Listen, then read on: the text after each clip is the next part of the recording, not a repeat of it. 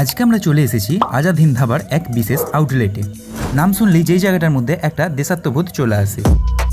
ধাবার ভিতরে ঢুকেই যেটা চোখে পড়ে তা হলো নেতাজি সুভাষচন্দ্র বসুর বিশাল ছবি, আর সঙ্গে রয়েছে আরও অনেক বিখ্যাত বিপ্লবীরা। পুরো দেওয়ালটাই যেন এক ইতিহাসের গল্প বলছে।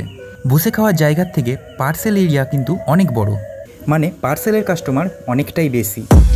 মেনু কার্ড হাতে নিয়ে একটু নাড়াচাড়া করতেই বুঝলাম দাম একটু বেশি, তাও ভাবলাম এক্সপেরিমেন্ট করি। অর্ডার করলাম মটন হান্ডি রোগান জুস, যার দাম নিয়েছিল 405 টাকা, আর তার সাথে নিলাম ভেজ পনির পোলাও, যেটার দাম 205 টাকা। এই হচ্ছে কোয়ান্টিটি। পোলাওটা একটু আলাদা ধরনের সাদা, আর এর মধ্যে রয়েছে গোটা গোটা কাবাব চিনি, যার জন্য একটু মিষ্টি মিষ্টি ভাবটাও বেশ মুখে লাগছে।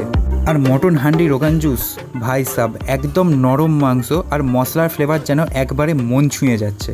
আমার ভাষায় পুরো আসাম লাগলো।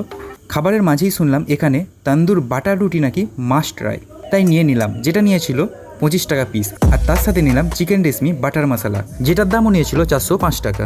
রুটির টেস্ট একদম ঠিকঠাক, বাইরের দিকটা হালকা ক্রিস্পি আর ভিতরটা সফট, কিন্তু চিকেন রেশমি বাটার মশলার ফ্লেভার ততটা জমলো না, একটু বেশিই ক্রিমি, আর মশলার টানটা কম মনে হলো। সব মিলিয়ে এক্সপিরিয়েন্স খারাপ ছিল না। মটন আর পোলাও স্পষ্টতই উইনার, তবে চিকেন আইটেমটা একটু স্কিপ করাই ভালো। দাম একটু বেশি হলেও একবার ট্রাই করতে পারো।